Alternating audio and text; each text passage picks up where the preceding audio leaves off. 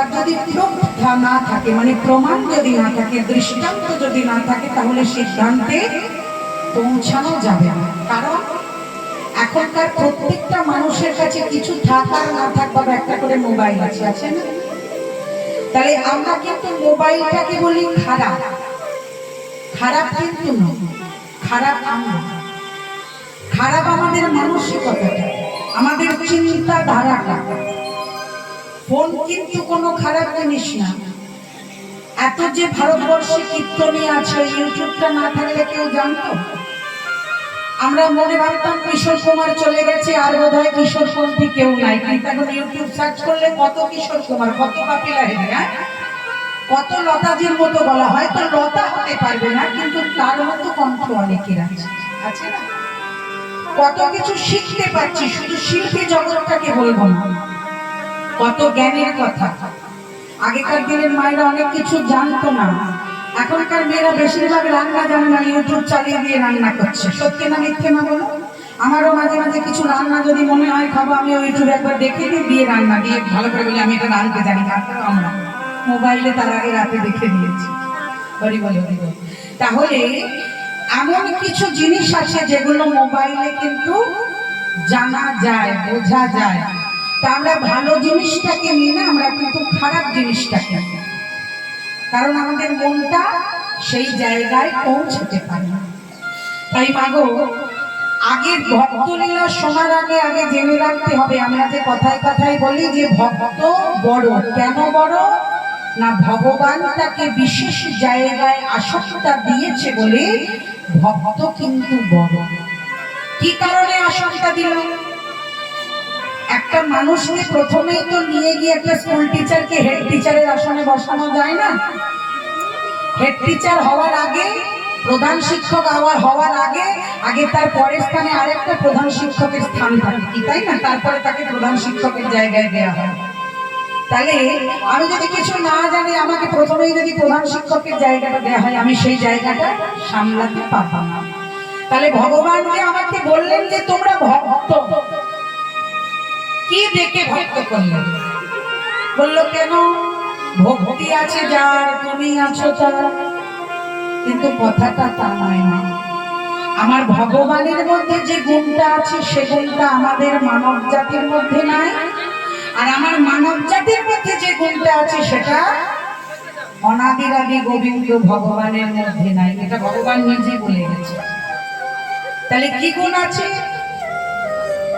কি গুণ আছে বাবা? কারণ ভগবানের কাছে আছে কৃপা করার গুণ, সেটা আমরা পারবো না। পারবো? আমাদের সামনে যদি একটা মরা ছেলেকে নিয়ে গিয়ে বলে তুমি এটাকে বাঁচিয়ে দাও না, আয়ুষ্মান ভব, তাহলে কি ছেলেটা বেঁচে যাবে? যাবে না। কারণ আমাদের মধ্যে কৃপা করার গুণটা নেই। কৃপা করার ক্ষমতা একমাত্র আছে তার। তাহলে কৃপা মানে কি বাবা? কৃপা মানে হচ্ছে করে পাওয়া। কি করব? কর্ম করব। আগে কর্ম করো, তবে ফলে চিন্তা। হ্যাঁ, তাহলে কর্মটা কিভাবে করব? আমরা কিন্তু কর্ম করছি না। তোমরা হয়তো বলবে ও দিদি কর্ম করছি না, করছি তো। ছেলে মানুষ করছি, ঘর দুয়ার ঝাড় দিচ্ছি, বাসন কোসন মাজছি, স্বামীদেরকে টাইম মতো অফিসে পাঠাচ্ছি, খেতে দিচ্ছি, শাশুড়িদের সেবা করছি। এটা কর্ম নয়? অবশ্যই কর্ম। কিন্তু এই কর্মের মধ্যেও কিন্তু আমাদের একটা জায়গায় ফাঁক আছে। সেই ফাঁকটা আমরা বন্ধ করতে পারছি না। কিরকম? ভগবান কিন্তু আমাকে পাঠিয়েছে শুধু এই বাহ্যিক কর্মের জন্য না, তার সঙ্গে পাঠিয়েছে কি? ঋণ শোধ করবার জন্য। আমরা পেটে থাকতেই, মাতৃগর্ভ থাকতেই ঋণ করে বসে থাকি। যদি কেউ বলো আমরা ধার করি না, কিন্তু আমরা ধার করেছি। কার কাছে ধার করেছি? বাবার কাছে। কার কাছে ধার করেছি? ভগবানের কাছে।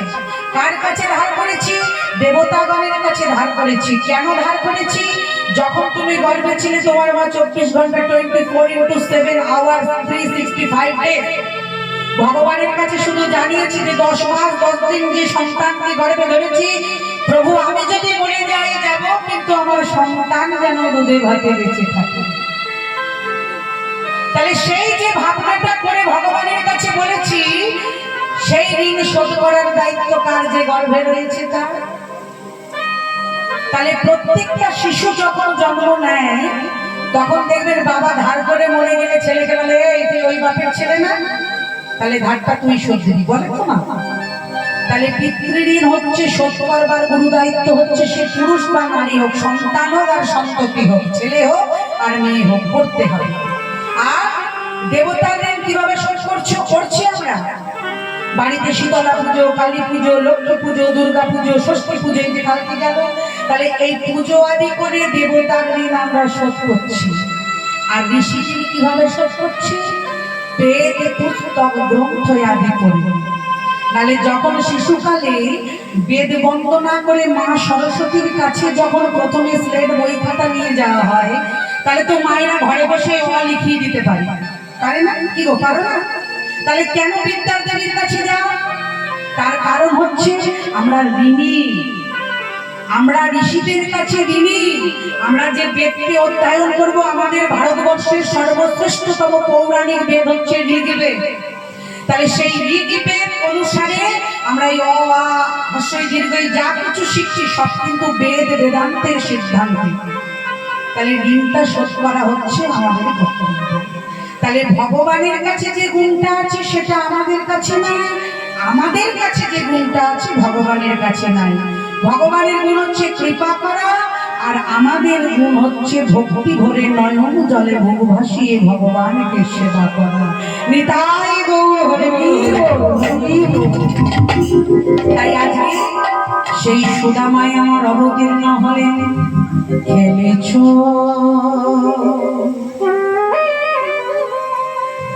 এ বিশ্বরে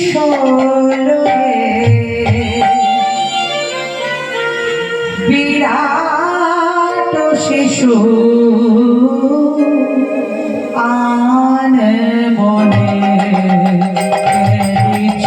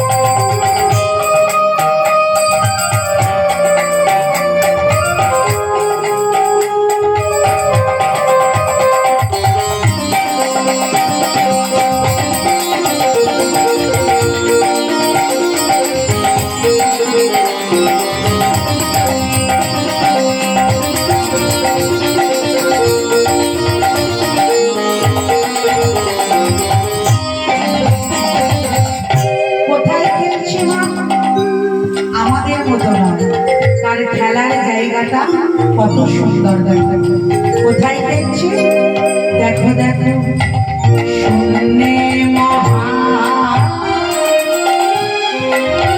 আকাশে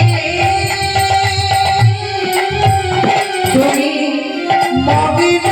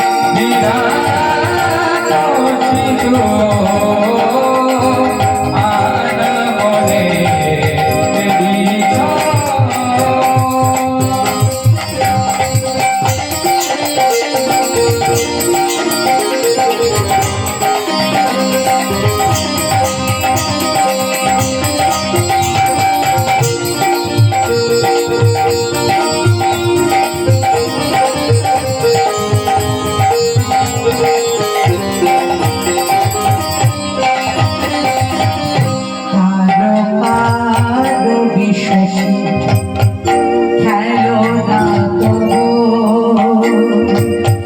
হে উদাসী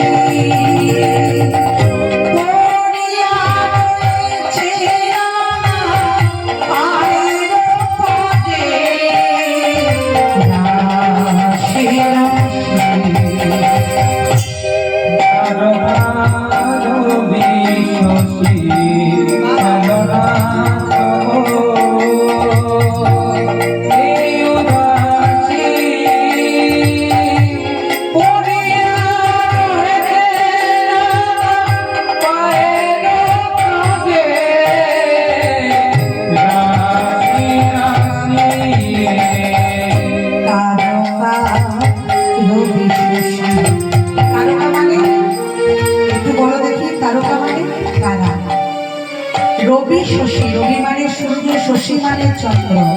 তাহলে ভগবান গোটা বিশ্ব লয়ে কাদের নিয়ে খেলা করছে? সূর্য, চন্দ্র, গ্রহ, নক্ষত্র নিয়ে। তারকা রবি শশী খেলো না তবু হে উদাসী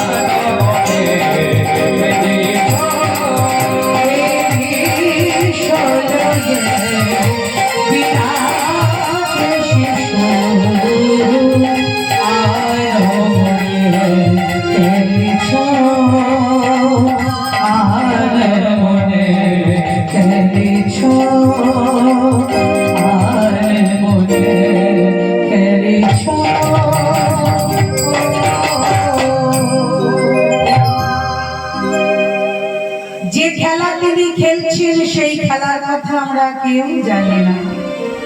তাই শ্রীমদ ভাগবত গীতায় ভগবান শ্রীকৃষ্ণ অর্জুনকে বললেন, হে অর্জুন, সর্বধর্মান্যে পরিত্যাজ্য মামেকং স্মরণং ব্রজ অহং ত্বাং সর্বপাপেভ্যো মৎসয়িষ্যামি সমাসুচ।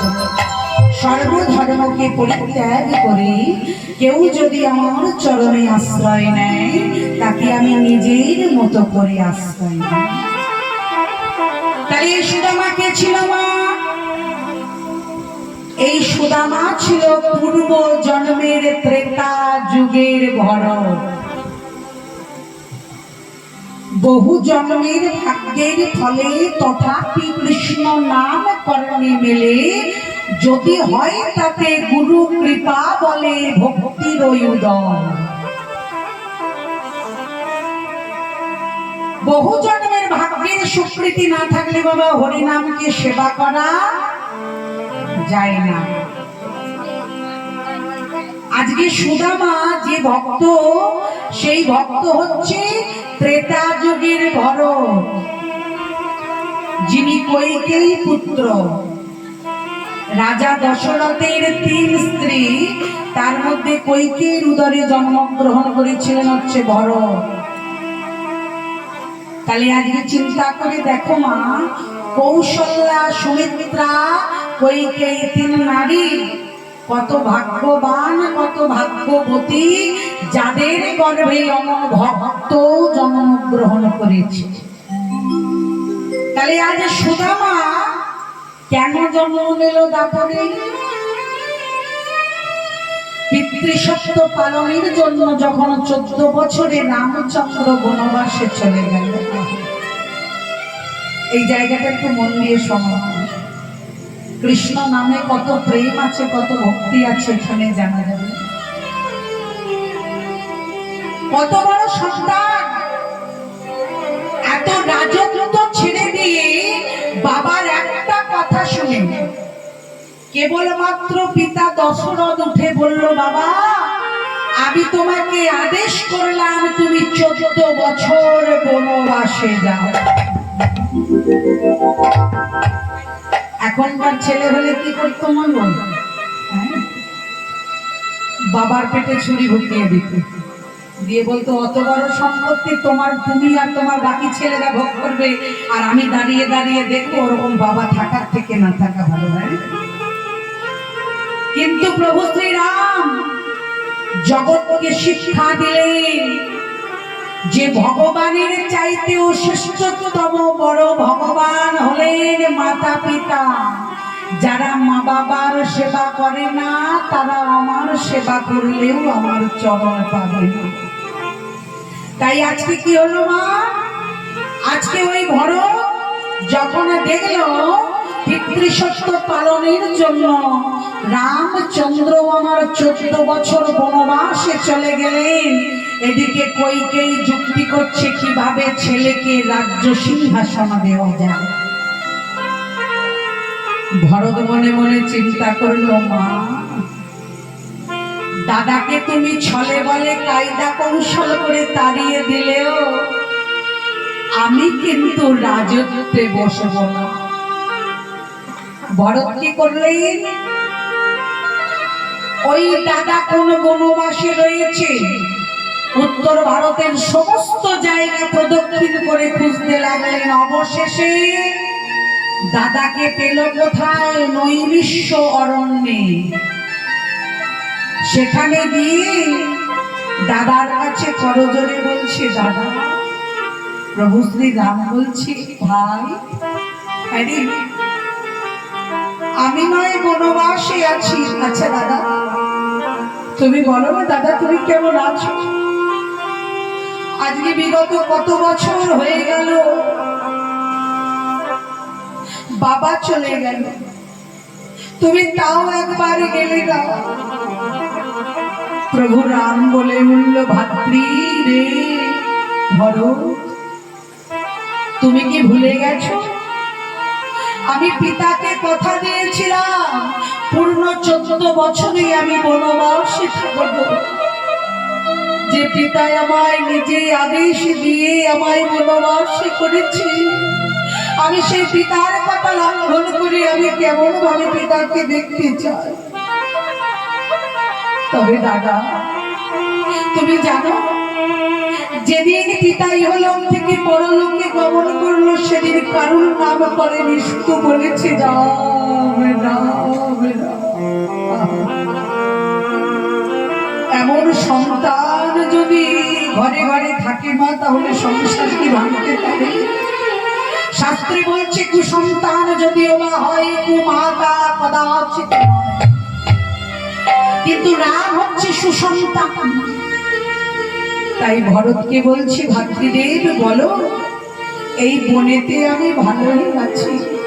মাকে গিয়ে বলো আমার ভাই লক্ষণ, আমি আর আমার ঘরণী সীতা আমরা ভালো আছি। মা যেন আমার জন্য চিন্তা না করে।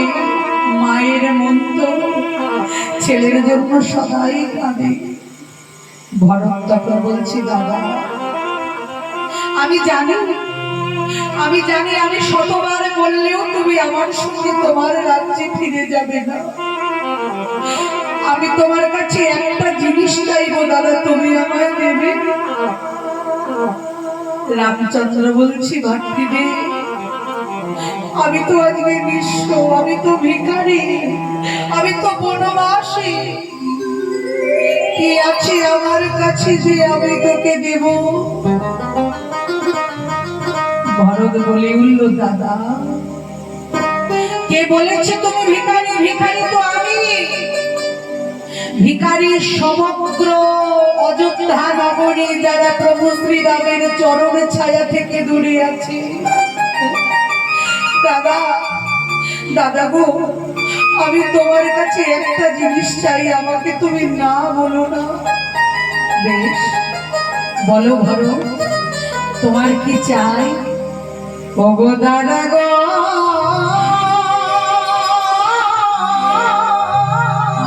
ওগো দাদা,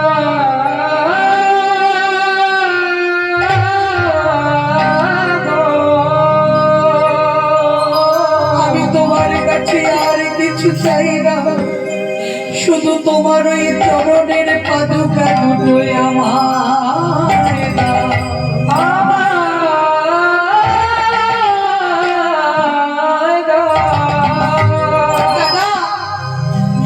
আমি রাজা হতে চাই না।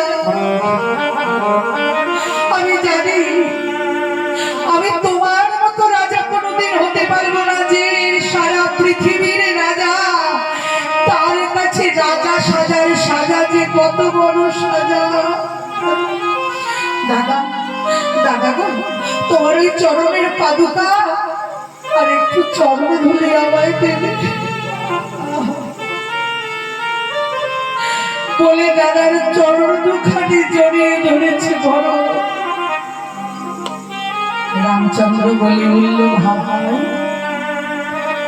সামান্য চরণের পাদুকা নেবার জন্য তুমি ছুটে এসেছো? দাদা, ওটা চরণের পাদুকা নয়, তোমার কাছে পাদুকা হলেও আমার কাছে যে ওটা স্বর্গ।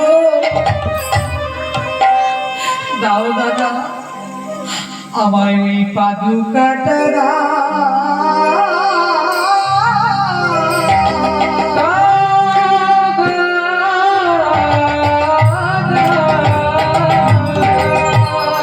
রামচন্দ্রের পা হতে, যুগল চরণ হতে পাদুকাটি খুলে নি।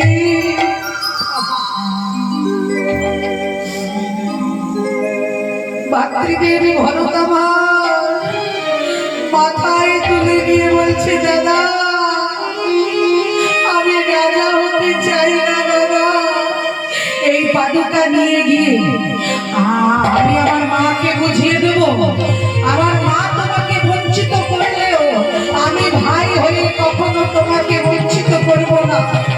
ওই ভরত সেই পাদুকা লয়ে গিয়ে রামচন্দ্রের সিংহাসনের ওপর পাদুকা রেখে পূজা করতেন, আর নিচে বসে থাকতেন সিংহাসনের নিচে, আর মনে মনে বলতেন, দাদা তুমি ফিরে এসো, দাদা তুমি ফিরে এসো। তাই ভরত সেদিন প্রভু শ্রীরামের কাছে বলল, দাদা এ যুগে তো তোমায় আমায় ভালো করে চেনা হলো না, তুমি আমাকে যাবার সময় একটা বর দেবে দাদা, একটা আশীর্বাদ করবে। বলো ভরত, দাদা এই যুগে তো তোমায় আমি ভালো করে চিনতে পারলাম না, জানতে পারলাম না, বুঝতে পারলাম না।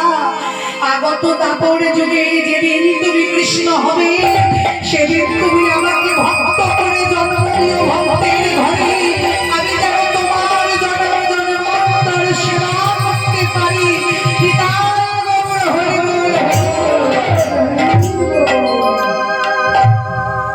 তাই প্রভু রামচন্দ্র বলল, আমি আশীর্বাদ করলাম, আমি তোমায় আশীর্বাদ করলাম। আগত দাপর যুগে যেদিন আমি কৃষ্ণ হয়ে যাব, সেদিন তুমি হবে আমার পরম ভক্ত সুদামা। তোমার পিতার নাম হবে মুকুট মিশ্র, মাতার নাম হবে রচনা দেবী। তুমি জন্মগ্রহণ করবে, আমি আশীর্বাদ করলাম, ভক্ত রূপে তুমি জন্মগ্রহণ করবে। তাই সেই সুদামায়া ভক্ত রূপে জন্মগ্রহণ করে আজকে কি হলো মা?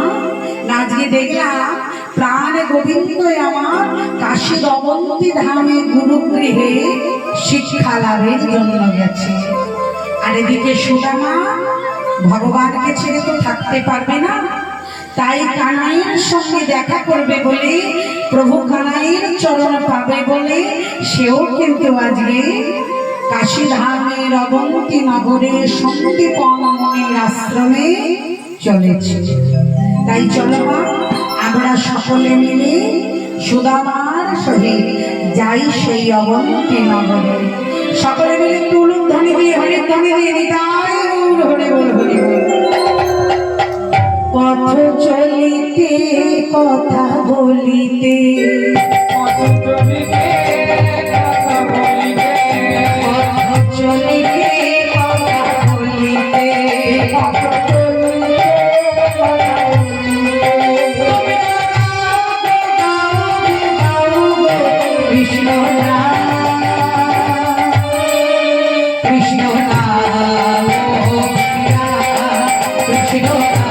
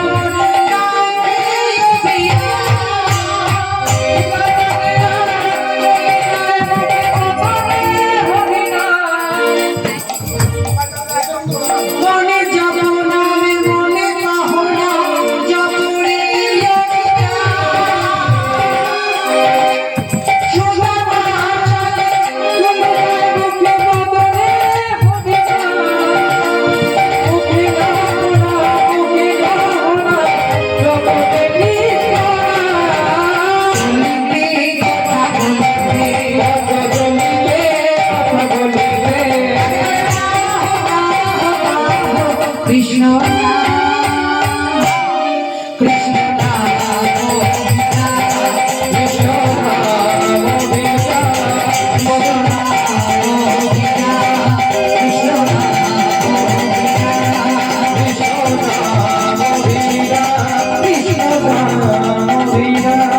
কৃষ্ণ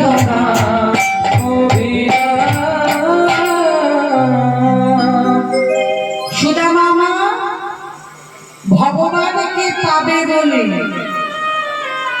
তাহলে কত বড় ভক্ত দেখুন মা, ভগবানকে পাবে বলে, বন্ধুর সঙ্গ পাবে বলে, যেখানে কৃষ্ণ এসে শিক্ষা দীক্ষা নিচ্ছে সেখানেই কিন্তু সুদামা এসে হাজির হল। মা গো, আজকে সত্যি করে আবহাওয়াটা একটু চেঞ্জ, প্রচন্ড গরম, তার মধ্যে বৃষ্টি হয়েছে একটু আগে হালকা পাতলা, ওয়েদারটা একটু ঠান্ডা, এই সময় মানুষের চোখে ঘুম আসবে না, কিছু করার নেই, তাই না?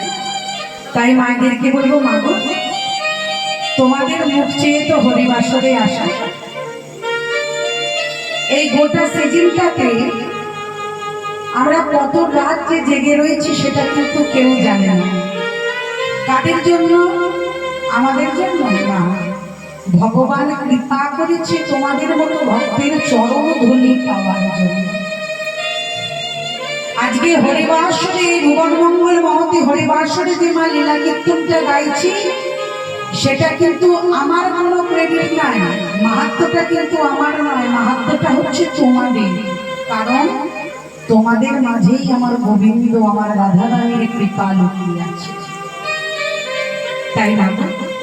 সকলকে অনুরোধ করব, সারা জীবনই তো ঘুমাবে মায়ার বালিশে, একটা রাত যদি একটু জেগে থাকে। আজকে তোমরা ঘুমোচ্ছ, চিন্তা করে দেখো তো, অনাদিরাদি গোবিন্দ যদি ঘুমিয়ে পড়ে, তোমরা কি আর ঘুমোতে পারবে না জেগে থাকতে পারবে? তিনি আজকে সর্বক্ষণ 24 ঘন্টা ডিউটি করছে বলে কিন্তু আমরা আছি। তিনি যদি ডিউটিটা ছেড়ে দেয়, আর কিন্তু আমরা প্রাণে কেউ বাঁচবো না। প্রাণ পাখি পালাবে উড়ে, আর দেবে না সারা, রাতে মরলে সকাল হলে বলবে বাসি মরা। তাহলে যেদিন প্রাণ পাখিটা পালিয়ে যাবে, সেদিন কিন্তু আর কেউ সারা দেবে না। দেবে? ভালো করে একটু ভাবনা করে বলো, আর সারা পাবে না? যে একবার চলে যায় সে কি আর ফিরে আসে না। তাই ভগবানকে সেবা দিতে হলে মন প্রাণ থেকে সেবা দিতে হবে। আর এই যে লীলাটা ধরেছিল না, এই লীলাটাই কিন্তু অতিরিক্ত যে নাচানাচি ভজন গাইব তা কিন্তু হবে না।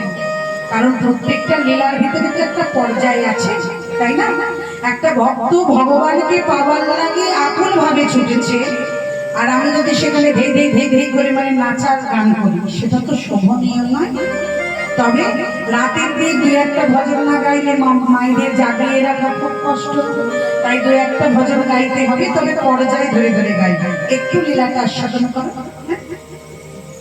তাহলে আজকে সুদামা আমার এসে দাঁড়ালেন কোথায় না, গুরু বাড়ির কাছে। তাহলে কৃষ্ণকে যিনি লেখাপড়া শিখিয়েছিলেন, শাস্ত্রজ্ঞ করেছিলেন, সেই গুরুদেবের কি নাম? সন্দীপন মুনি। তা সেই সন্দীপন মুনির কাছে এসে আজ আমার সুদামা ডাকছে, জয় গুরুদেবের জয়। একবার একটু হাত তালে, যাদের গুরু হয়েছে একবার একটু গুরু জয় দাও। গুরু ছাড়া তো গতি নেই।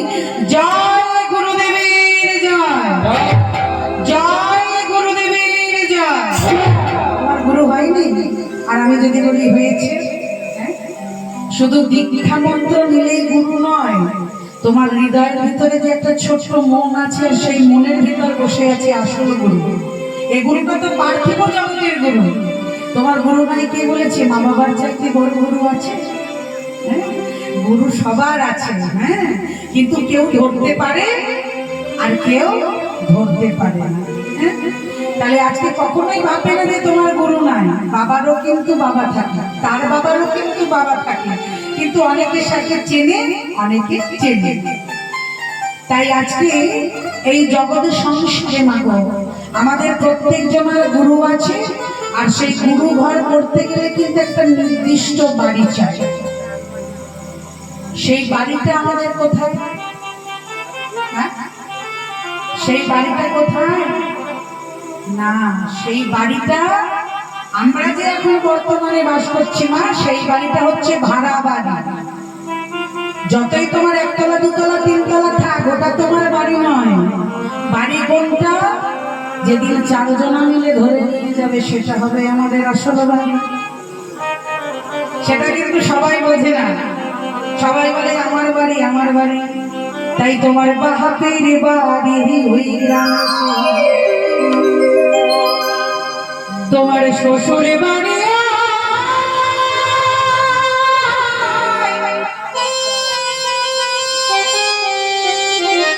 তবে তোমার বাড়ি কই গো নারী, তবে তোমার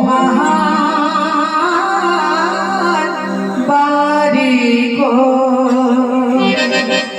একটু তালে তালে হবে।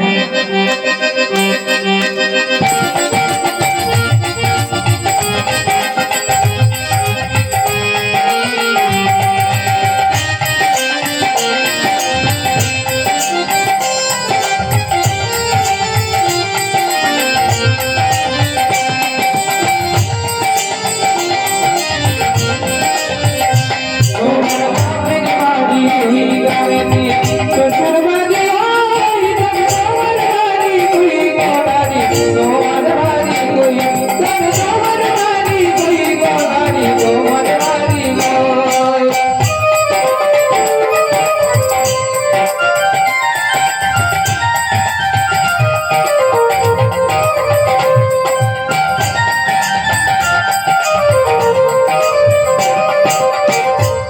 কি বলছে দেখো মা, শিশুকাল আর শৈশব কাটে বাবার আশ্রয়, যৌবন কাটে স্বামীর ঘরে শ্বশুরালয়ে, বিশ্বকালার জগতে বাবার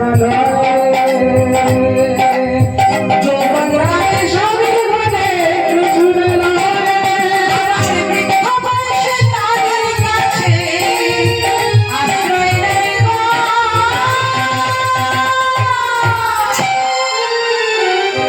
তবে তোমার বাড়ি কই গোলাপি তোমার বাড়ি গো।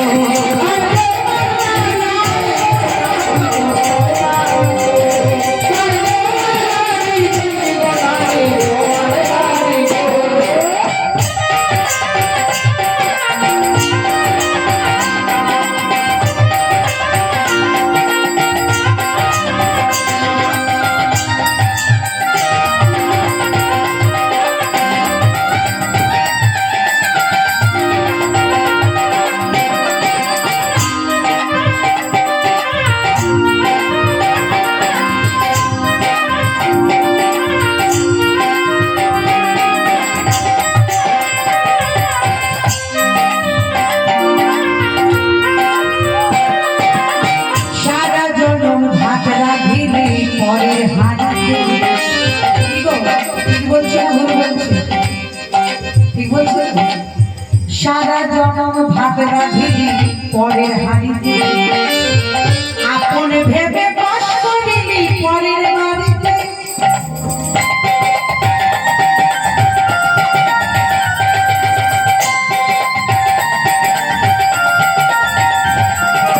সারা জনম ভাত রাঁধিলি পরের হাঁড়িতে, আপন ভেবে বাস করিলি পরের বাড়িতে, পরের বাড়িতে বাস করে চলা,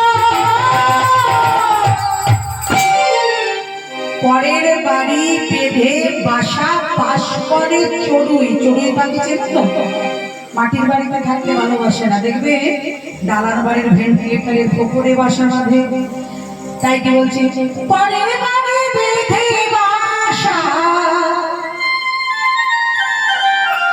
যেমন বাসে করে চলা,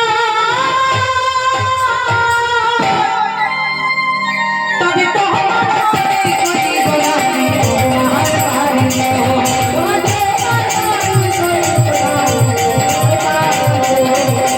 তোমাদের বাড়ি ওই গ্রামেতে শ্বশুর বাড়ি,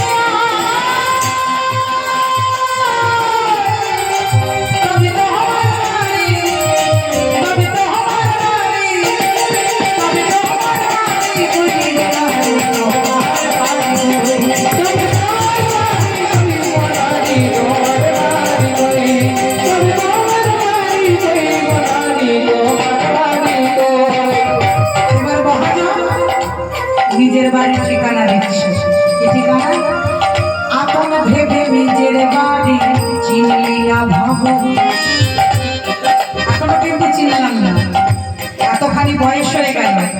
আপন ভেবে নিজের বাড়ি চিনলি না ভাবে, মহাকালের পালকে যেদিন আসবে গুণিনী, বলো হরি হরি বল রাম নাম। সত্য হ্যাঁ আপন ভেবে নিজের বাড়ি চিনলি না ভাবে, মহাকালের পালকে যেদিন আসবে গুণিনী, সেদিন তুমি আমি বলবো সবাই এদেশে কেউ নয়।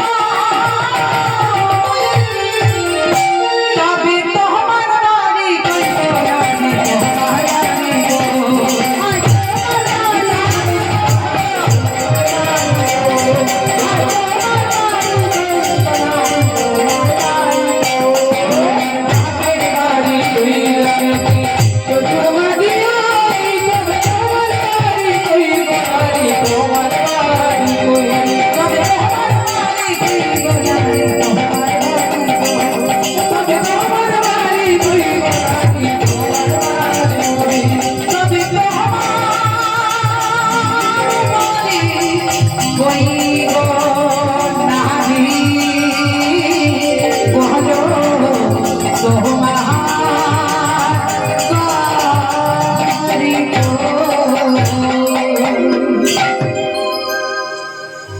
তাই আজকে মা আমরা কিন্তু সবাই ভাড়া বাড়িতে বাস করছি, তাই যার ভাড়া বাড়িতে বাস করছি তাকে প্রতি মাসে ভাড়া দেওয়াটা আমাদের কর্তব্য।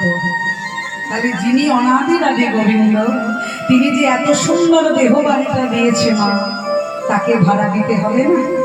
কিভাবে ভাড়া দেবে না? বদনে তার নাম উচ্চারণ করে, তার নামকে স্মরণ করে। আজকে তাই সুদামা আমার উপস্থিত হলেন গুরুগৃহে। এবার গুরুর কাছে যাওয়া মাত্রই গুরুদেব বলছে, কে তুমি? বলে উঠলেন সুদামা, গুরুদেব আমি হলাম কৃষ্ণের সখা, আমার নাম হচ্ছে সুদামা। ও, যে কৃষ্ণের সখা সে তো আমারও সখা, কি তাই না? যে কৃষ্ণের সখা সে আমারও সখা। তার কারণ চিন্তা করে দেখো মা, আমরা বাড়িতে প্রহরী বসাই না, যেটাকে আমরা নাইট গার্ড বলি, সিকিউরিটি গার্ড। তাহলে সিকিউরিটি গার্ড আমরা কেন রাখি? যাতে আমাদের বাড়িটা ঠিকঠাক থাকে, যাতে বাড়িতে কোনো চোর ডাকাত প্রবেশ করতে না পারে।